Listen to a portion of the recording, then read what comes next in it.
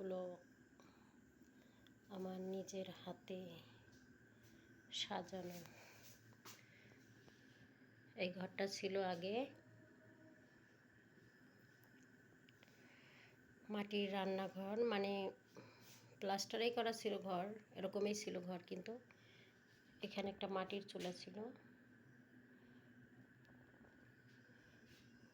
এখন নেই।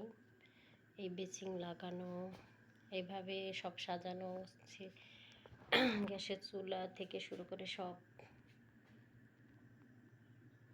আধুনিক করা, এগুলো আমার করা, আমার স্বপ্নে করা ছিল। একদিনে সব ছেড়ে চলে যেতে হবে অনেক দূরে, খুব খারাপ লাগে। এটা আমার রান্নাঘর। বিয়ের পরে শ্বশুরবাড়ি এসে এখানে রান্না করতাম প্রথমে, তারপর গ্যাসের চুলা কিনে এখানে এভাবে বসিয়ে।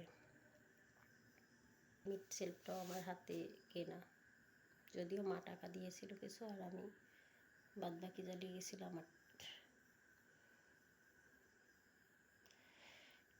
টাটা।